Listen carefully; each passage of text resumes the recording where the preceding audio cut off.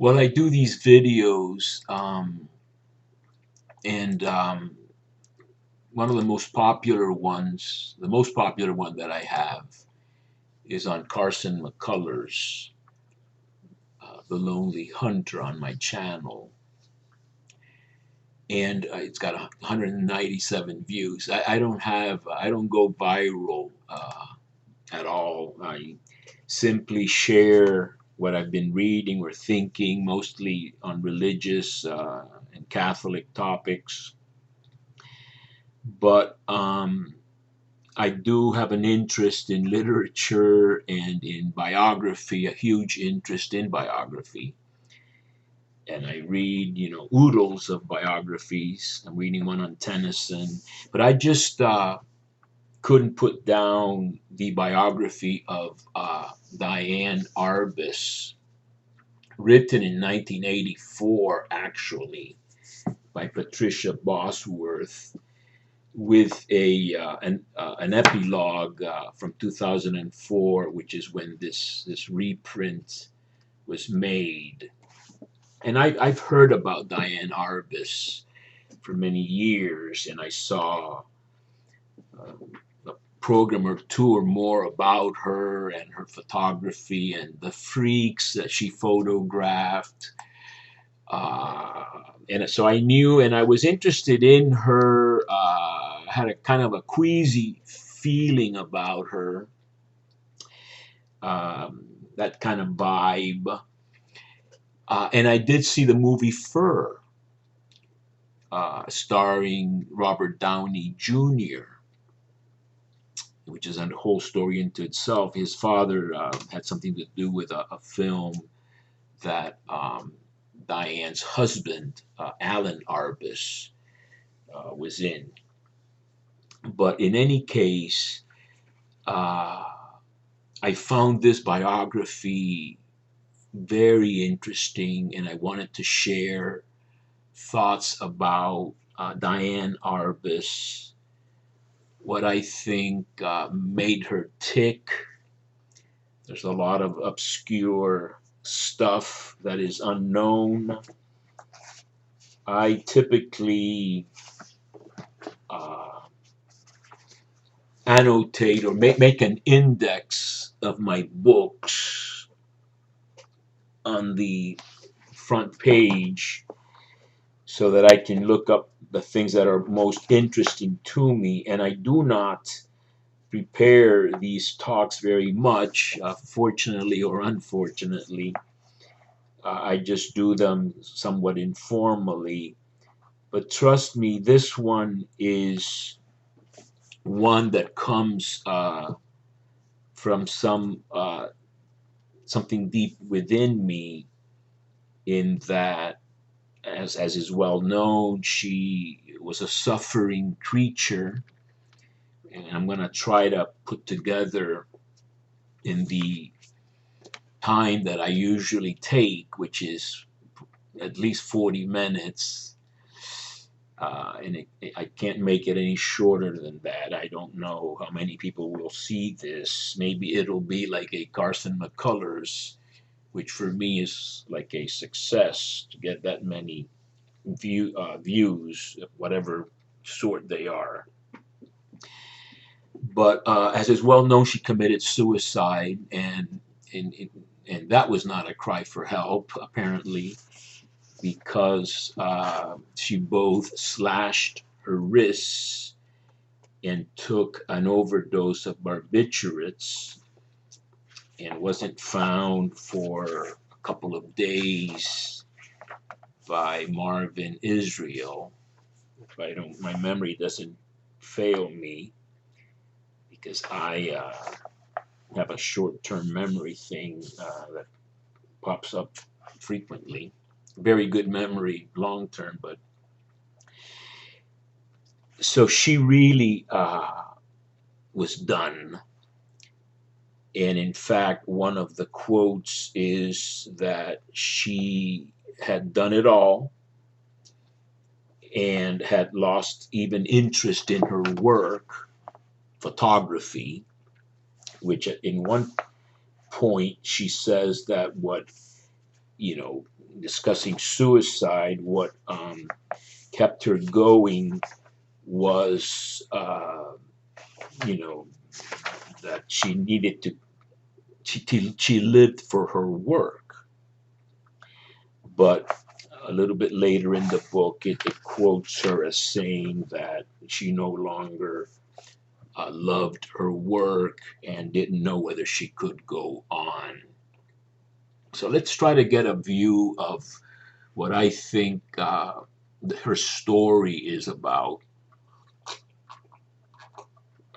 And as usual, these stories begin with a mother and a father, her mother and father, very demanding. And I think the mother was very cold, and the father was judgmental and demanding. And in fact, the three children they had, the oldest being Howard, became a very, good poet laureate of the United States, had a chair teaching literature at the University of Washington, did very exciting things. But he had a very low self esteem and thought he was basically worthless. Very accomplished, went to Harvard college and lived in various parts of the world, etc., and really spoke of himself as a nobody and very insecure. And so he and Diane were very close, and I think she felt the same kind of way from the way her parents. The man was a very successful fur salesman, furrier. I guess Suckett's, fur store in Fifth Avenue. These were all Central Park West, Fifth Avenue people, very successful, lots of money, gaudy to some extent in their decorations, etc. And Diane went the completely opposite way. She was, considered brilliant in school, refused to really go to college, and then became just fascinated with the other side of the track, so to speak. She started seeking out, I would say, people on the margins, totally unlike her establishment parents, who basically would put up a front in her view. They would put up a front of success and perfection, even though things behind the scenes were not that happy, but they kept those appearances. And Diane's solution apparently was to, sink down into the netherworld where her low self esteem and her self doubts could feel somewhat at home, and where she could connect. That was very important for her, and ultimately I think was a problem. She could connect with these freaks, with these outsiders, whether they were midgets or transvestites, gays, tattooed men, twins, etc. She was fascinated by people that were totally different from herself. Even Howard, her older brother, felt he had to move out of the house, of that environment. So I don't know that we know all the details about that kind of dynamic in there. And I'm basically basing myself on what I read in the Patricia Bosworth book. But I can give you this snapshot of towards the end of Diane's life, where she is crying for help all over the place. And this is a typical story in suicides, that no one, even the closest friends, know what they are going through. Sometimes there may not be any clear calls for help, but I think in Diane's case, or now some people say that the pronunciation should be Dion. I think her teacher Estelle Model, um, pronounced it Diane. But there's an interesting page here where she's phoning compulsively all her friends.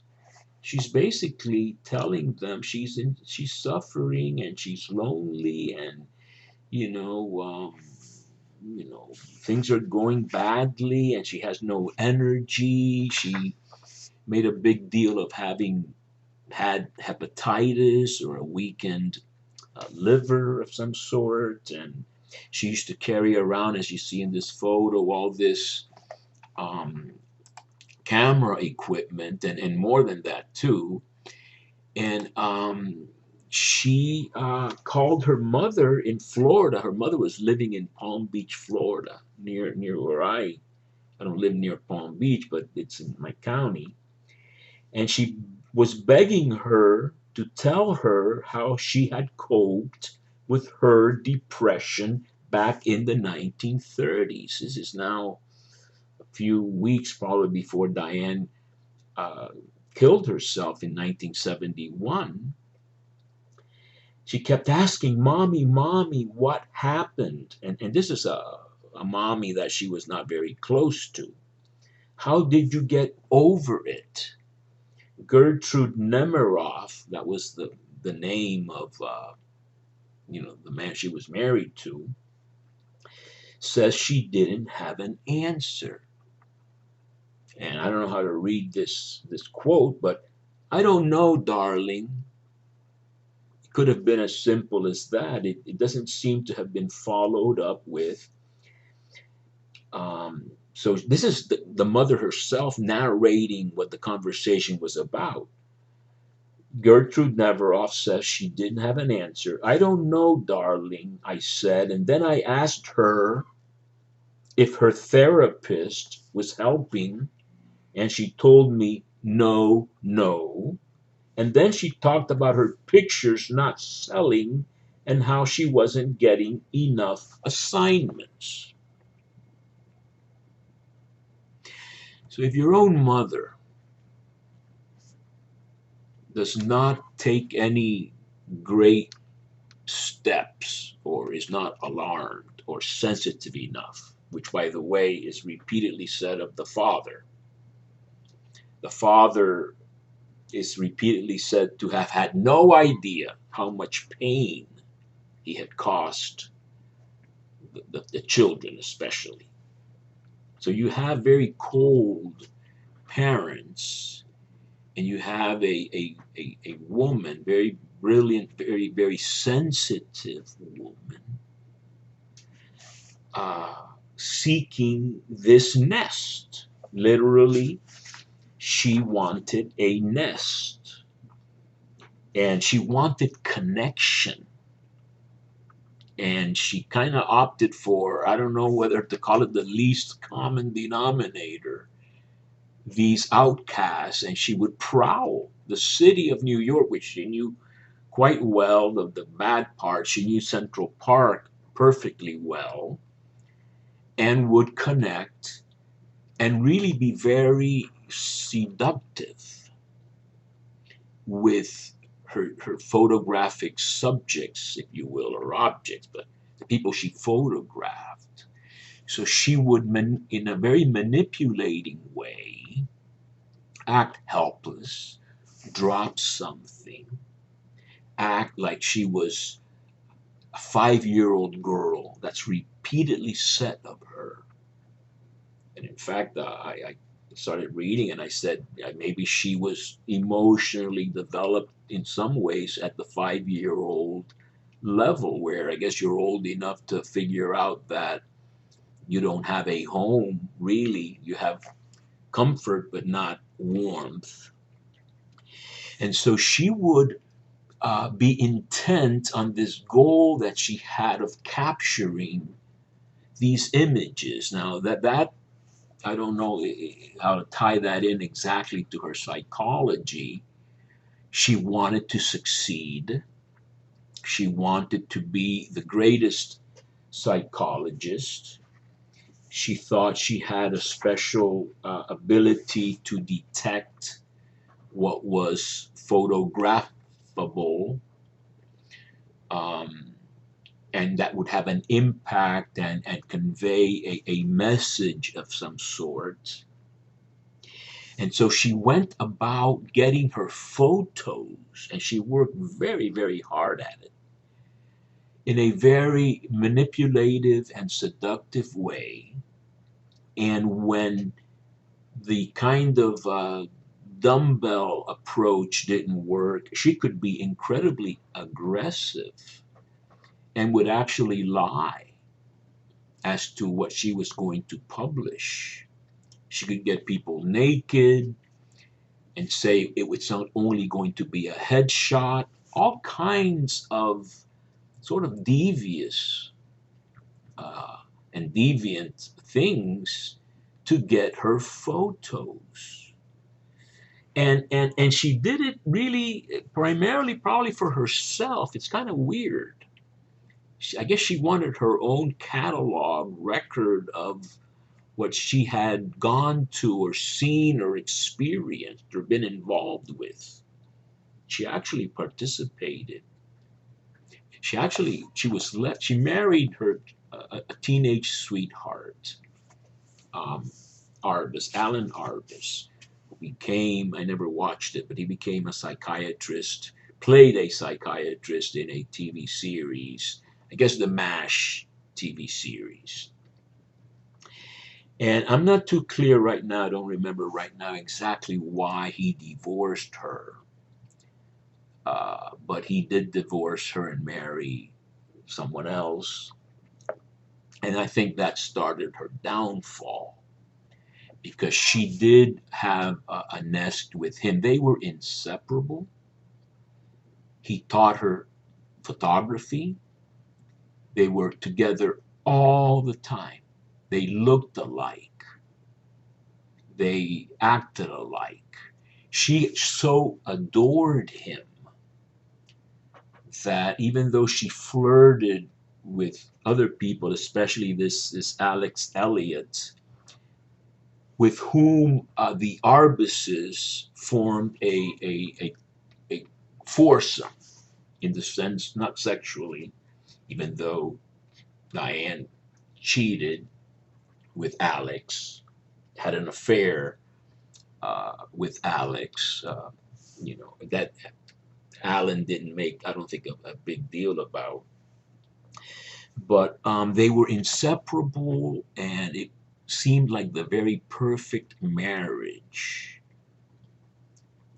And I don't know whether it was just too obsessive, whether the ambitions of Alan were larger. He wanted to be an actor. He finally went to California almost immediately after the divorce and his marriage to another person. And then Diane was left without that nest that she thought would, I think, last forever.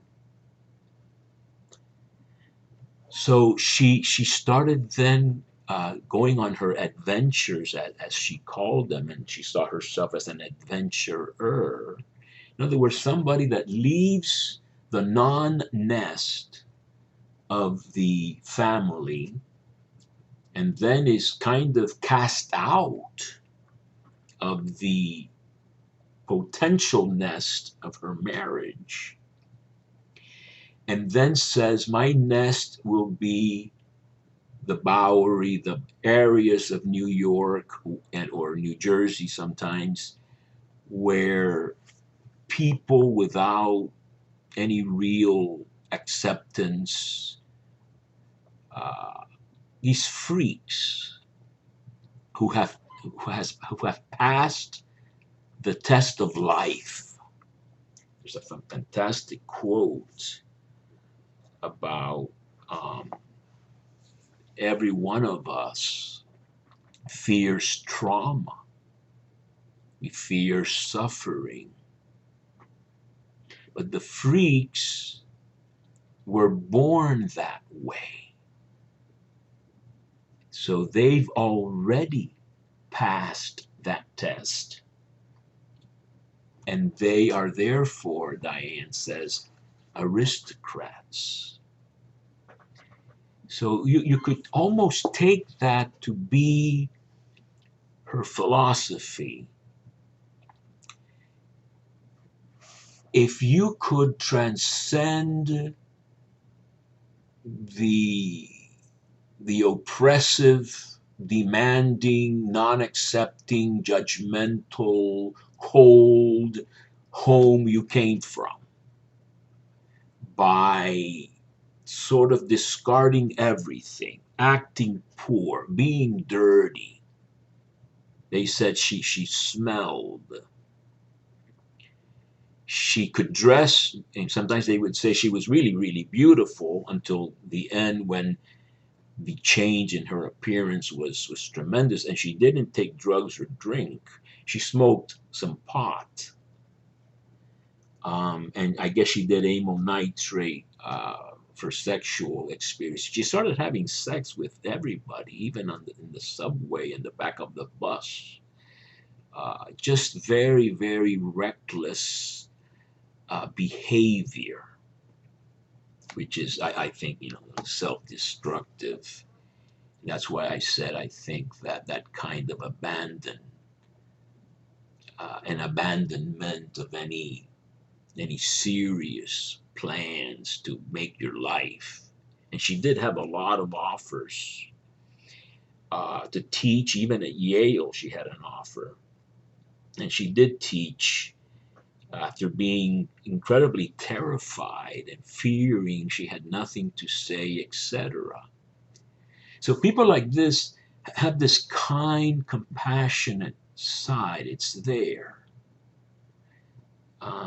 They have suffered, and they can be compassionate with suffering. She could be very generous in giving her stuff away. One of her last gifts, I was reading, very interesting. She had a gold bee ring that someone admired, and she just took it off and gave it to her. And then this person says, I remember that the bee is a symbol of death. And in fact, the bee ring, the ring with a bee on it, broke not long after. So you have this woman who needed to be loved, needed to be accepted, was very successful in being loved. She had incredible number of friends. She could talk on the phone for hours and hours. Richard Avedon, famous photographer, was her contemporary, and he went off more in a commercial or more of a selling mode. By the way, I'm reading that the movie that her husband Alan got, it was Robert Downey Sr.'s Greaser's Palace. So that was his movie break, and he went on to be an actor. But anyway, Richard Avedon would spend hours on the phone with her, and Richard Avedon flew to Paris to tell Dune, Diane's elder daughter, the other one was Amy, personally, about her mother's death. So she had potentially a tremendous support group, but towards the end, they couldn't stand her because she was such a downer. They just were exhausted by her. And she kept repeating, I don't know how much longer I can go on. And people have sometimes these premonitions of when they've had it, even maybe almost physically, even though she was helped with vitamins and taken off lots of medication that was contraindicated for her. So she was physically, I don't think, in danger of dying. As, for example, my mother was, who died at the same age of 48. But my mother had very high blood pressure and anticipated that she was going to die and kept saying, I don't know how much longer I can go on or if I will finish the redecorating of the house that she was doing, etc. But let me read this to you to see how it's almost impossible to help a suicidal person. Um, this man, Larry Scheinberg, went to see her. She repeated what she told him over and over again in the last months, that she didn't know how much longer she could go on. And typically, Scheinberg says, or Scheinberg, I guess, I didn't believe her. I tried to kid her out of it. I don't think anybody believed she would actually ... Other friends also ignored her allusions to suicide. We had our own lives to lead, says a poet from West Beth. That's interesting. She actually got admitted to this, I suppose, a huge building right on the Hudson River, West Village, I guess. For artists, you had to prove you were a significant enough artist with a low enough income. And it was apparently a huge place. And they gave Diane, and people were kind of upset about it, the very best view and suite of rooms. I forget, seventh or ninth floor. They provide enough that if you decide you want to live, you can do it with some desire and effort to go along with it. It was excruciatingly depressing to be with her. Now, this to me is interesting because it shows that among a large group of friends, her depression was quite obvious, and that the therapist wasn't helping nearly enough. And nevertheless, nothing is usually ever done in cases like this where suicides are successful. Let me continue this paragraph. She would drag you down. She would bore you.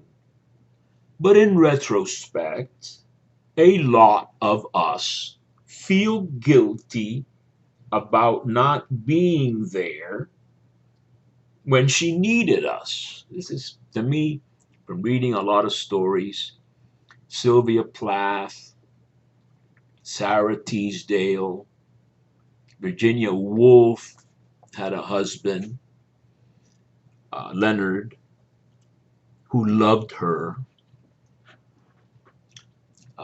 Anne Sexton, I guess, may have been divorced when she committed suicide. Edie Sedgwick was a mess. Yeah, I've read all these biographies. Not only those, but I have read those. And there were other friends who noticed that she was tying things up. She wrote to Patty Hill in Paris saying that she had gathered up all her letters of 25 years and would Patty like them back. So when I read this, and these pages are the most important for this aspect of my little talk, cries for help that it is difficult to know what most sort of educated, discreet, respectful people would do when if they paid a lot of attention and didn't have just their own lives to lead, which most people have. These were all cries for help, in my opinion.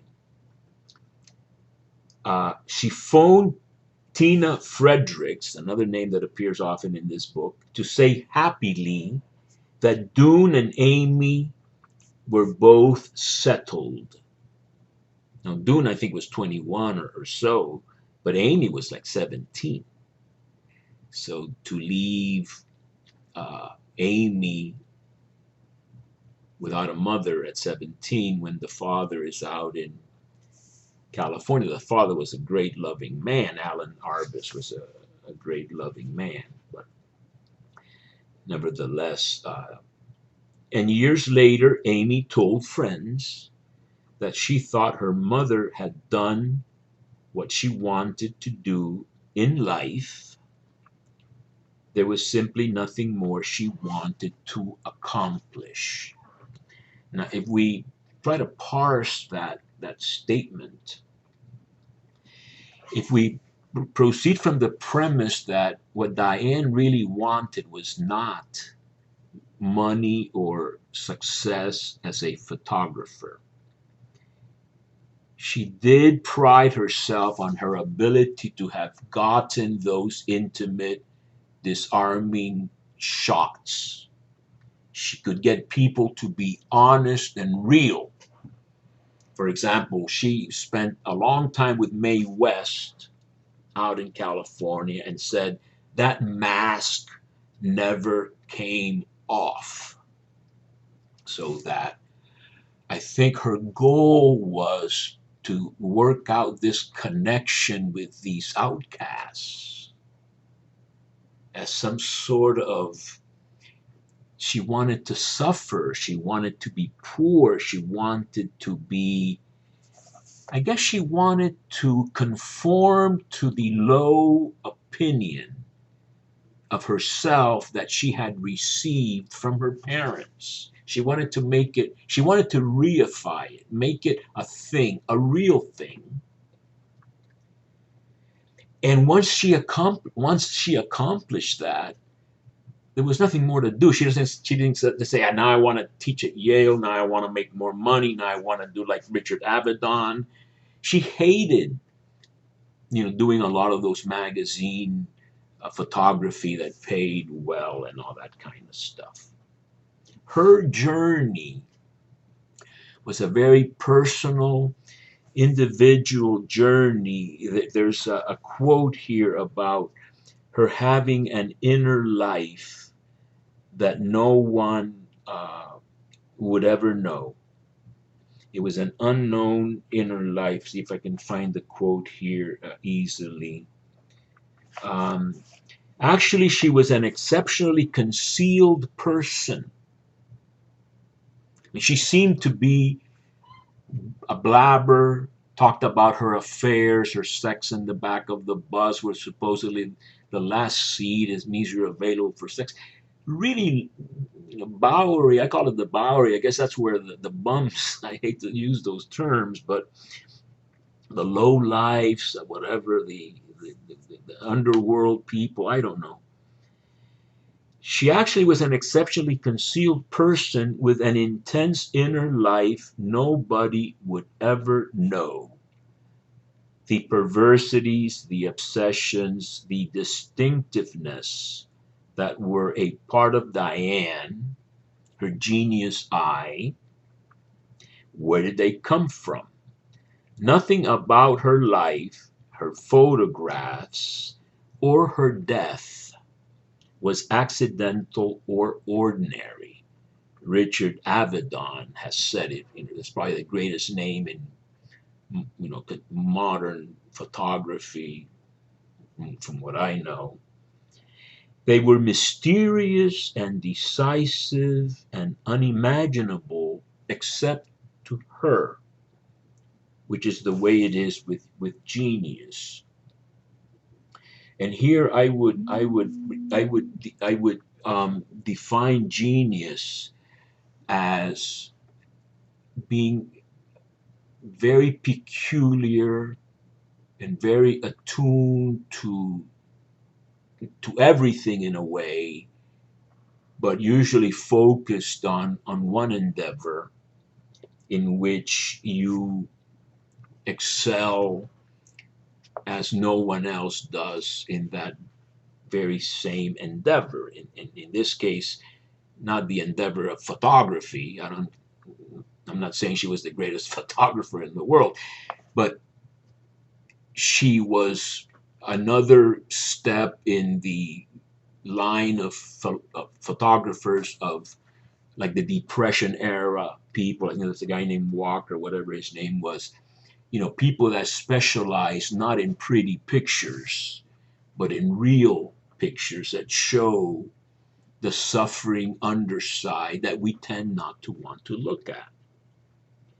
So I think that one of the things that strikes me about Diane Arbus is that she wanted to expose and publicize or make known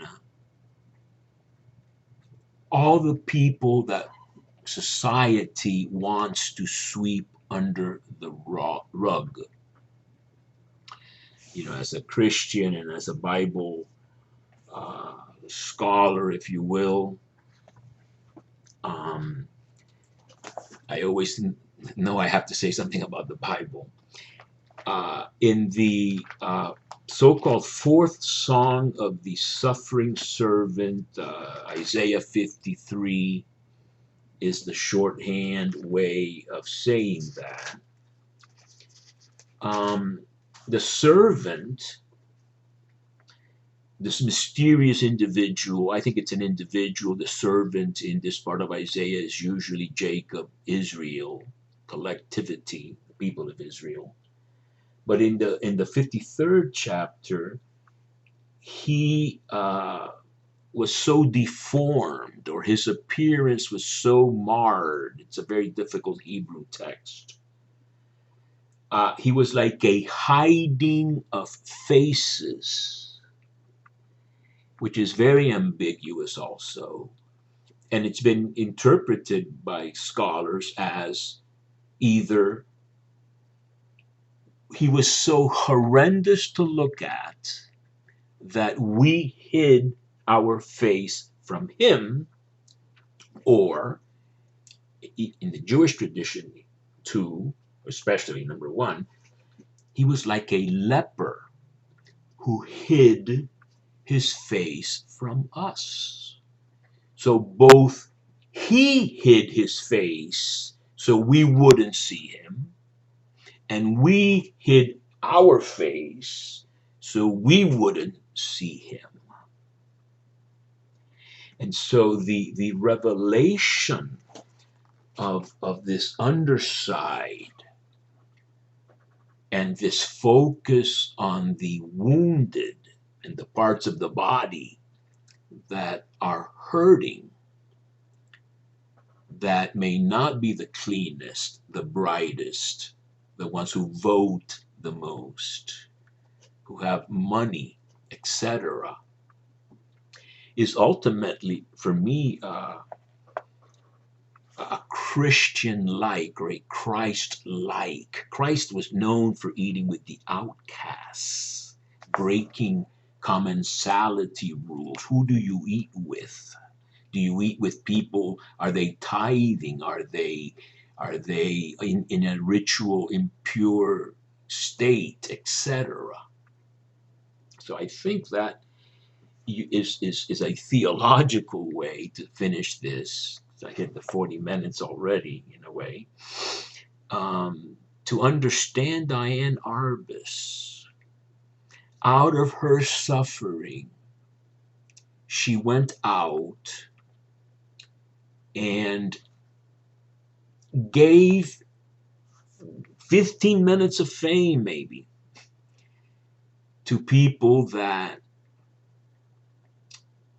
were normally in hiding and no one wanted to look at. And she tried to capture, unusual things. Obviously, a man with a lot of tattoos, or anybody, I guess, with a lot of tattoos, wants those tattoos to be seen, but they would be repulsive, especially years ago, to most people. So I suppose you could summarize this Diane Arbus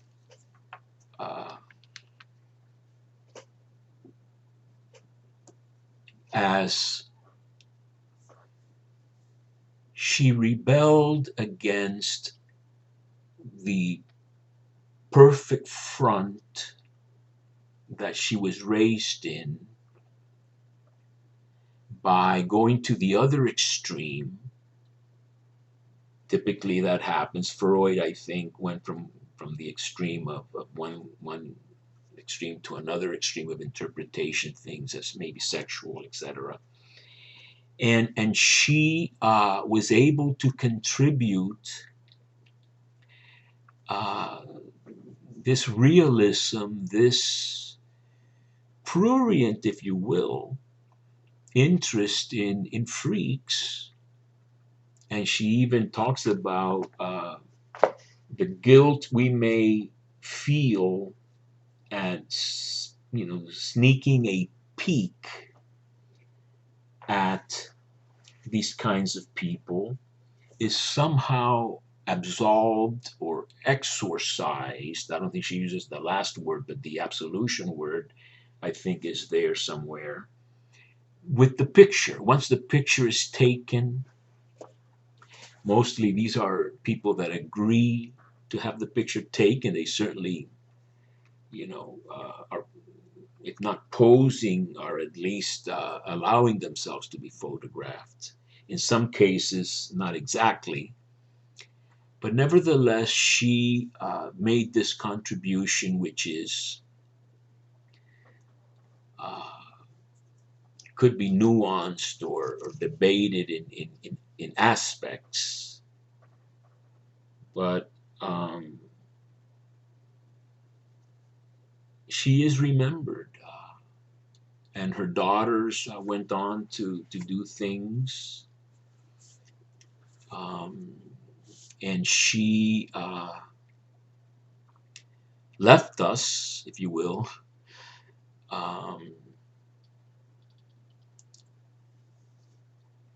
in a way that kind of perhaps summarized or was the capsulation, I guess we'd call it, of this tormented, in many ways, life. She, in the end, it was not a cry for help. It was, like they say, a fail-safe suicide. If you slash your wrists and take an overdose of barbiturates, you're not kidding. But you notice how she was desperately trying to connect during the last, weeks, probably, and more, of her life. And you could say, in a way, she fell through the cracks. If her own mother and other brilliant friends like Avedon or this Scheinberg or all these other people did not take any real step to at least confront her state and her tendencies, if you will, suicidal tendencies. Then perhaps she ultimately returned to that world of outcasts that she had sought. And maybe she kind of joined them in a final way at the end. And those are my reflections on Diane Arbus. Just one last picture of her. There's something about her that would have uh, captured my heart and maybe still does.